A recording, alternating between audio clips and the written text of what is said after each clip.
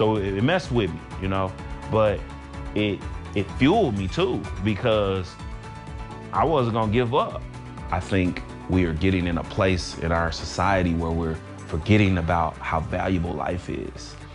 A Hoosier husband and father recounts his brush with death and shares a message about a disregard for human life. Good evening to you at 6 o'clock. I'm Mark Mullins. And I'm Megan Shin, in for Nicole Griffin. Pulling a trigger can be an impulsive decision. In Indianapolis alone, hundreds of people are shot every year. And I found out the ripple effects of that action affect so many people, whether they know the victim or not.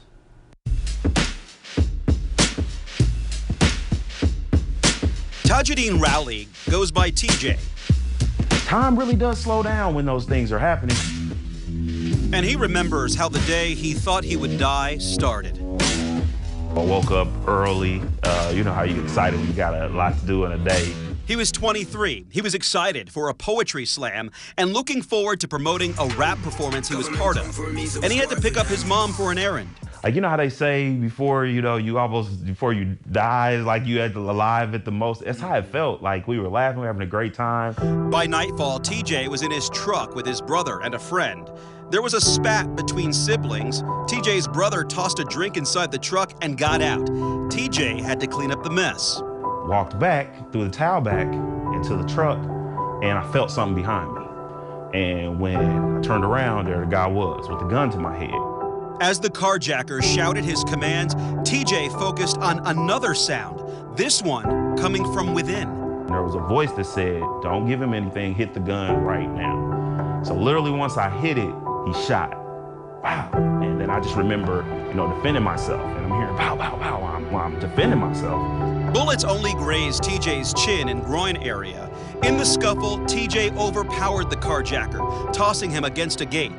The shooter took off running. TJ had survived this violent encounter. And when I went to get in my truck, another person came past and they must have just ran past, but they shot a big gun and they ran past and just shot. And as I got in, the bullet went through the truck, through the door, ricocheted through my chest, all the way over, and it stuck right here to this inside in my arm. TJ's brother saw what had happened and ran for help, flagging down a police officer. I looked up, I'm thinking, dang, this is crazy. I'm really about to die. The officer who started CPR was the first of many people who would help save TJ's life. Senseless gun violence that so many first responders and healthcare workers are seeing more of since the pandemic. It used to be not a daily occurrence, and now it's an everyday occurrence. So it's very frustrating to see things that are absolutely preventable happening to people every day. Jennifer Burchett sees the trauma day in and day out as an emergency department nurse at IU Health. What really hurts, she says, is seeing repeat victims. It's hard. It's hard because you fix them once, you help them once, and hopefully you never see them again in this situation. They design them to be applied rapidly. Paramedic Jeffrey Skidmore tells me the shooting victims he's seeing seem like they're younger and younger. I think it's tragic. I think it's sad. I think it could be prevented. I don't have the answer for it. That road to recovery is a long road, and it taxes everybody that's involved, financially, emotionally, physically. Indianapolis Metro Police say the number of shootings are down this year in the city, but they are noticing similar trends too. Younger people being shot, younger people being the suspects, and also more females involved.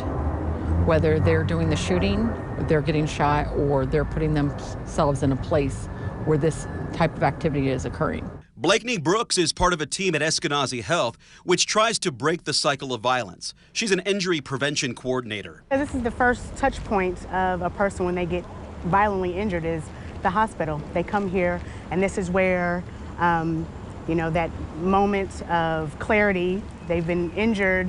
What am I doing wrong? What can I do better? And so we're here for that moment. If you were queen, what solutions would you put into place? What would you suggest? Housing for everyone. Housing is that a big part? Oh, that's our biggest issue is with housing. TJ recalls waking up in his hospital room and a nurse was sitting by his side. And she said, no doctor in this hospital can explain how a bullet went from one side of your body to the other and missed all your major organs. She named them all, like my heart, my esophagus, my spine, all these. She's like, and not hit any of them. And she told me, you're here for a reason. The bullet remained in TJ's arm for years and eventually pushed out on its own. TJ turned to his faith and pushed on through the pain, building his strength and finding the reason he's still here. I really want to press the value of life, you know, the value of a person. So you have to make an effort to talk positively, positive self-talk. He started the Actors Cafe, providing a space for actors to learn and practice their craft. He's produced films. One takes aim at gun violence. What you want, bro? And from his near-death experience, he's spreading a message about this gun violence epidemic. My passion is to hopefully, through my life, inspire, especially young men like myself who grew up in at-risk situations their whole life to know that that's not the end.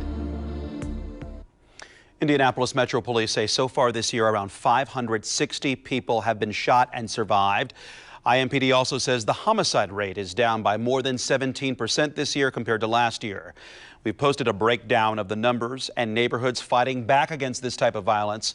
That's on our website at WRTV.com.